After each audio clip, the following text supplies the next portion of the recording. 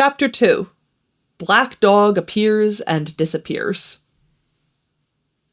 It was not very long after this that there occurred the first of the mysterious events that rid us at last of the captain, though not, as you will see, of his affairs. It was a bitter cold winter with long hard frosts and heavy gales, and it was plain from the first that my poor father was little likely to see the spring. He sank daily, and my mother and I had all the inn upon our hands, and were kept busy enough without paying much regard to our unpleasant guest.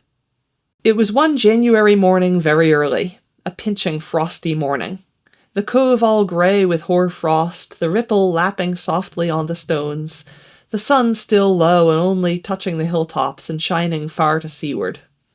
The captain had risen earlier than usual and set out down the beach, his cutlass swinging under the broad skirts of the old blue coat, his brass telescope under his arm, his hat tilted back upon his head.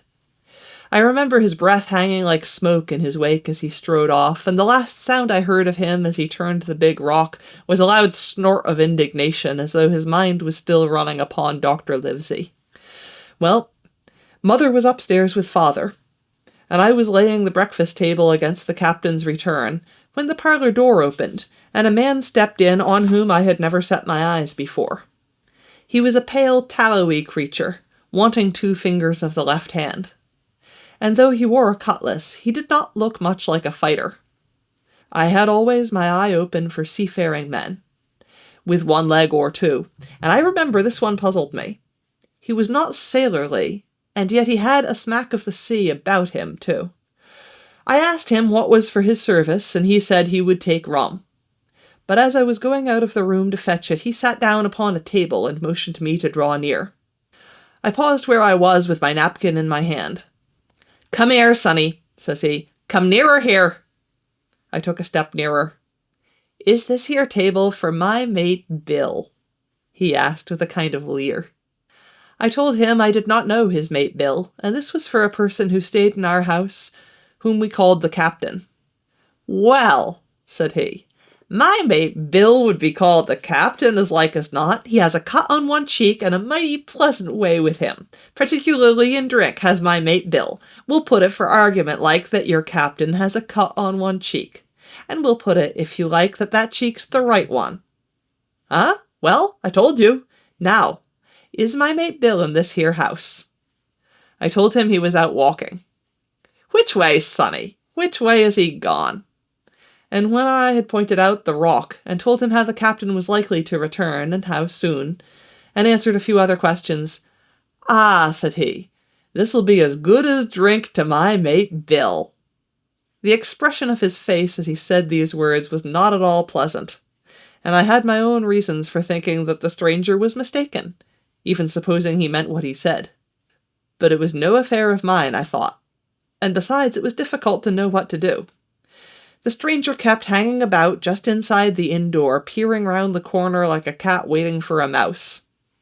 Once I stepped out myself into the road, but he immediately called me back, and as I did not obey quick enough for his fancy, a most horrible change came over his tallowy face, and he ordered me in with an oath that made me jump.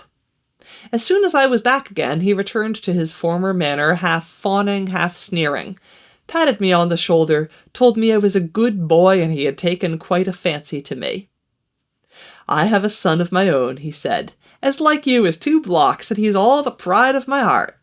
But the great thing for boys is discipline, sonny, discipline.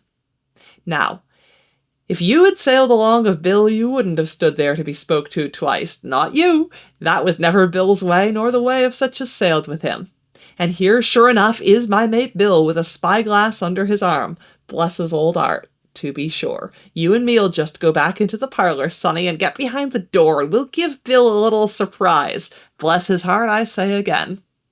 So saying, the stranger backed along with me into the parlour and put me behind him in the corner so that we were both hidden by the open door.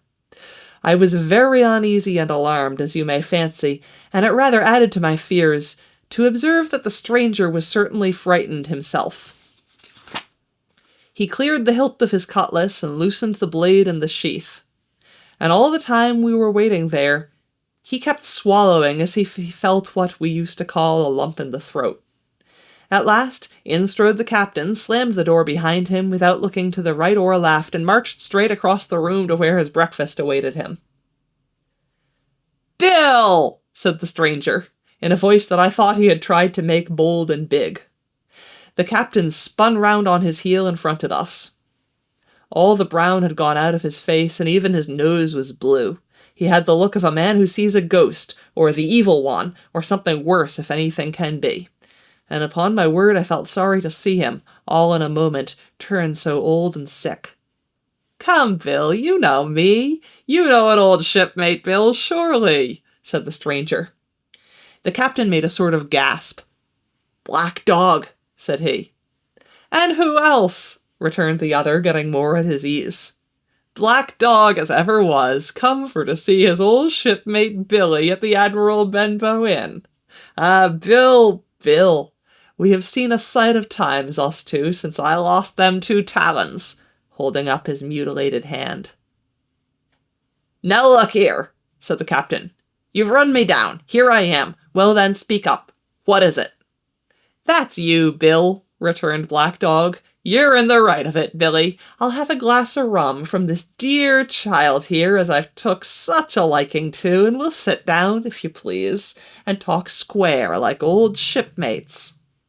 When I returned with the rum, they were already seated on either side of the captain's breakfast table. Black Dog next to the door, and sitting sideways, so as to have one eye on his old shipmate and one, as I thought, on his retreat. He bade me go and leave the door wide open. "None of your keyholes for me, sonny," he said, and I left them together and retired into the bar. For a long time, though I certainly did my best to listen, I could hear nothing but a low gabbling. But at last the voices began to grow higher, and I could pick up a word or two, mostly oaths from the captain. "No, no, no, no, and an end of it," he cried once. And again, "If it comes to swinging, swing, all say I." Then all of a sudden, there was a tremendous explosion of oaths and other noises. The chair and table went over in a lump, a clash of steel followed, and then a cry of pain, and the next instant I saw Black Dog in full flight and the captain hotly pursuing, both with drawn cutlasses, and the former streaming blood from the left shoulder. Just at the door, the captain aimed at the fugitive one last tremendous cut, which would certainly have split him to the chine, had it not been intercepted by our big signboard of Admiral Benbow. You may see the notch on the lower side of the frame to this day. That blow was the last of the battle. Once out upon the road, Black Dog, in spite of his wound, showed a wonderful clean pair of heels, and disappeared over the edge of the hill in half a minute. The captain, for his part, stood, staring at the signboard, like a bewildered man. Then he passed his hand over his eyes several times, and at last turned back into the house. "Jim," says he, "rum." And as he spoke, he reeled a little and caught himself with one hand against the wall. "Are you hurt?" cried I. "Rum," he repeated. "I must get away from here. Rum, rum." I ran to fetch it, but I was quite unsteadied by all that had fallen out, and I broke one glass and fouled the tap, and while I was still getting in my own way, I heard a loud fall in the parlour, and running in, beheld the captain lying full length upon the floor. At the same instant my mother, alarmed by the cries and fighting, came running downstairs to help me. Between us, we raised his head. He was breathing very loud and hard, but his eyes were closed and his face a horrible colour. "Dear, dearie me!" cried my mother. "What a disgrace upon the house! And your poor father sick!" In the meantime, we had no idea what to do to help the captain, nor any other thought but that he had got his death hurt in the scuffle with the stranger. I got the rum, to be sure, and tried to put it down his throat, but his teeth were tightly shut and his jaws as strong as iron. It was a happy relief for us when the door opened and Dr. Livesey came in on his visit to my father. "Oh, doctor," we cried, "what shall we do? Where is he wounded?" "Wounded a fiddlestick's end," said the doctor. "No more wounded than you or I. The man has had a stroke, as I warned him. Now, Mrs. Hawkins, just you run upstairs to your husband and tell him, if possible, nothing about it. For my part, I must do my best to save this fellow's trebly worthless life. Jim, you get me a basin." When I got back with the basin, the doctor had already ripped up the captain's sleeve and exposed his great sinewy arm. It was tattooed in several places.